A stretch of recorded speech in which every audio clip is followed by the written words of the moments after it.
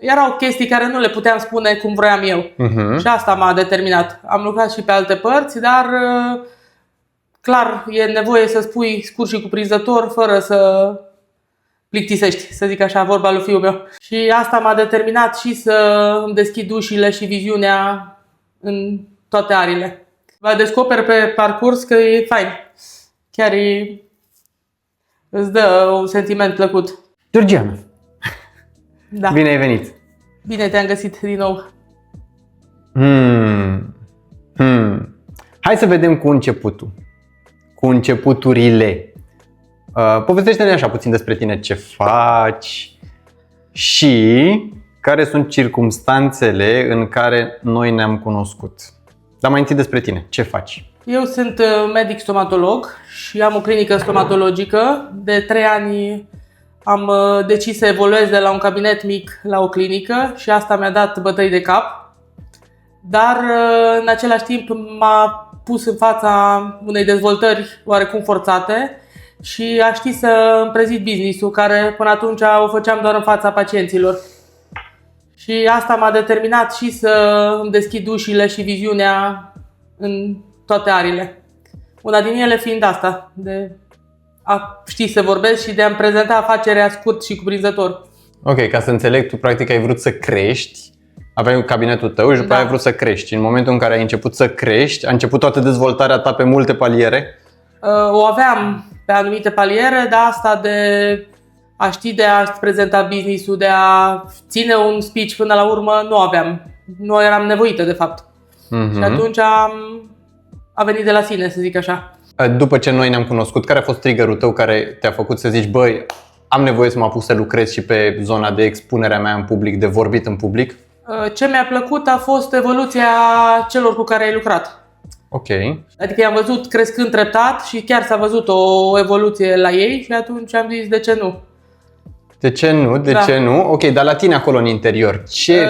La mine, lucrând foarte mult pe zona asta de... Fiind un om care pot să vorbesc, aveam anumite, să zic așa, lipsă de exprimare, adică nu... Erau chestii care nu le puteam spune cum vroiam eu. Și asta m-a determinat. Am lucrat și pe alte părți, dar clar e nevoie să spui scurt și cuprinzător fără să plictisești, să zic așa, vorba lui fiul meu. Mă plictisesc, ceea ce nu-mi doresc.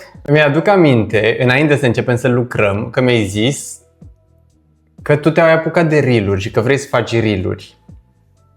Da, făceam de ceva timp. Și era acolo, îmi aduc aminte că mi-ai zis, bă, da, dar nu e ceva ce mă reține. Da, la momentul ăla poate erau tot chestia asta de exprimare și de a fi scurt și concis. Pentru că într-un reel trebuie să fii scurt. Și alea 2 secunde, toate că știu teoria, dar practica. Deci pentru practică, de fapt. Îți aduce aminte dacă a fost vreun eveniment sau dacă s-a întâmplat la un moment dat ceva care te-a făcut să zici, bă, gata, nu se mai poate, mă apuc să mă antrenez pentru vorbit în public? Au fost o felul de evenimente care m-au determinat. Am avut o conferință în cadrul Echilibru Fest la Ramada, care atunci am zis că e nevoie, în cursul discursurile la BNI, și au mai fost niște conferințe care a trebuit să țin niște speech-uri scurte. M-am descurcat, dar consider că trebuie pus la punct un speech, adică nu mă duc în fața oamenilor vorbind bălării. E clar că trebuie să fii scurt și cuprinzător. Ok, deci practic tu, înainte să începem să lucrăm, tu ai început să vorbești la conferințe, să ai intervenții scurte, la întâlniri de networking și să mai ai intervenții scurte și în alte momente. Ok.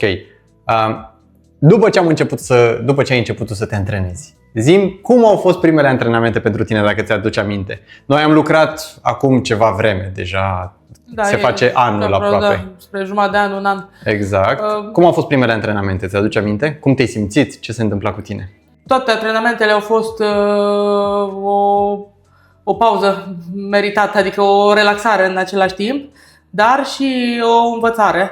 Pentru că mi se pare foarte important să ai niște pași, ca la o rețetă, ca la o ciorbă. Dacă nu pui aia, până la urmă nu ți iese. Ok, ți iese după 10 executări, dar asta mi se pare că am învățat pașii care mă duc la un speech. Sperăm reușit. Asta ne dorim cu toții până la urmă. Ok. Cum veneai la antrenamente? Veneai relaxată sau veneai cu curiozitate? Pe fugă, ca de obicei, adică agitația dinainte, dar acolo mă destindeam și eu zic că chiar luam ce trebuia să iau, adică mă deconectam total, ceea ce până la urmă și asta e un plus. Ce provocări ai avut de-a lungul antrenamentelor tale? Provocările cu timpul, care o avem toți, și au fost diverse teme care au fost provocări, cele mai lungi, adică timpul, să faci pe timp, mi se pare cel mai dificil, adică să te încadrezi ba prea puțin, ba prea mult. Adică acolo mi se pare un punct forte să fii minutul ăla fix, fără să stai mai puțin, fără să depășești și să spui ce ai de spus. Deja 3 minute era un secol, ceea ce nu e mult. Asta cu timpul mi se pare foarte importantă. Au mai fost momente, să zic așa, și cea în care a trebuit să stăm să tăcem, dar nu m-am simțit nici cum, adică mi-a plăcut. Toate mi-au plăcut, că până la urmă au dus la finalizarea și la a ști de fapt de ce suntem aici. Adică toate au fost cu un scop, bănuiesc. Da. Ce transformări percepi tu la tine că ți s-au întâmplat în timpul antrenamentelor, dar și după aia? Transformările au fost în primul rând de a ști punctual să-mi prezint afacerea în 1-2 chestii care o făceam și să nu bat câmpii cu 100 și să plictisesc omul, revin tot la plictiseală. Adică asta a fost unul din aha-uri, că aveam tendința să spun multe. Așa, unul din lucrurile pe care le fac sunt implanturi și fast and fix. Și m-a determinat să mă nișez cumva, deși clinica mea face tot ce se poate face în stomatologie, dar m-a făcut cumva să mă nișez ce fac eu și atunci au venit și aha-urile. Adică asta mi s-a părut super fain, să ai 1-2 lucruri despre care să vorbești într-un speech. Tu în antrenament, când ai început să începi să te focusezi și să vorbești doar nișat despre implanturi și despre fast and fix, tu atunci ți-ai dus nișarea asta și în ce făceai în cabinet? Nu neapărat. Sau făceai asta? Făceam. Okay. Dar eu până la urmă reprezint clinica și atunci a fost un pic. Dar odată ce țin un speech, mă concentrez, e asta sau e asta, adică nu fac niciodată ciorbă cu de toate. Încerc să mă nișez în fața unui speech. Ceea ce mi-a dat aha-ul ăsta.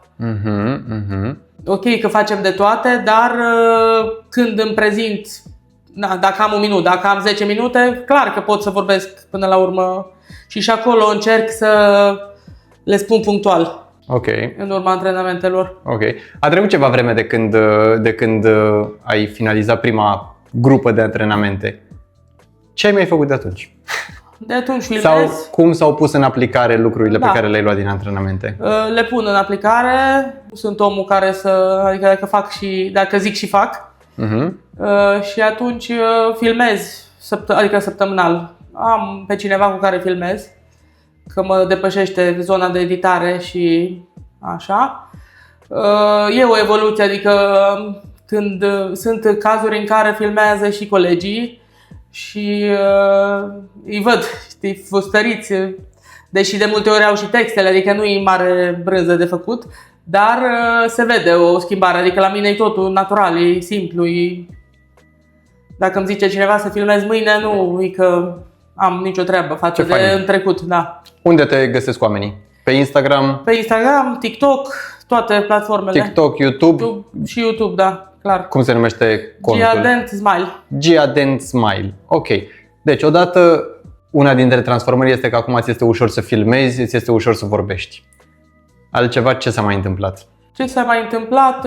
Discursurile mele de cele mai multe ori sunt pregătite dacă sunt mai lungi și e o conferință și îmi place dacă se poate și când le am, chiar o să am în curând la Făgăraș o conferință, să le facem împreună, adică să punctăm puținele alea idei, adică mă ajută foarte mult să nu bat câmpii. Așa, și să mă țin de planul inițial, adică mi se pare foarte important să ai un speech organizat, ok, te abați de la el, dar eu zic că trebuie să ai ideile principale și de acolo să... Asta am învățat. Poate de cele mai multe ori îmi făceam speech-ul, dar mă băteam foarte mult de la el și atunci timpul era poate depășit. Da, și nu te țineai adică ideile alea erau clar idei bune, dar nu le ziceam. Gândindu-te așa la tot traseul tău în antrenamente, care a fost momentul tău preferat? Cred că cele când trebuia să ne spunem poveștile noastre. Cred că l-a făcut furori. Un moment din Japonia pe care l-am povestit.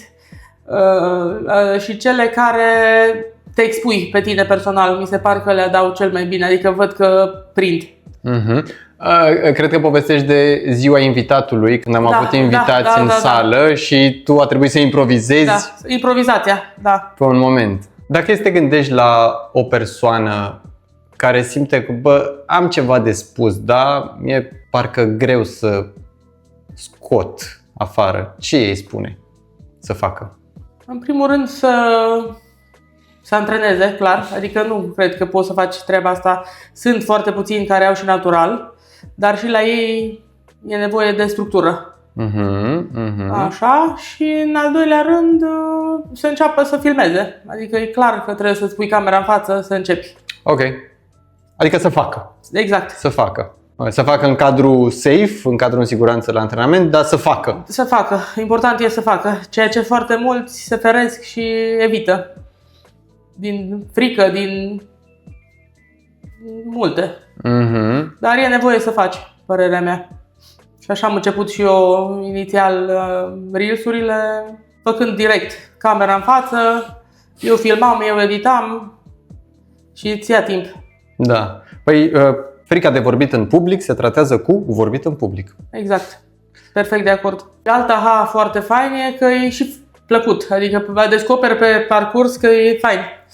Chiar îți dă un sentiment plăcut. Dacă îi pune punctul pe I, care e abilitatea care te-ar ajuta și în următorii ani? Concentrarea și punctarea ideilor.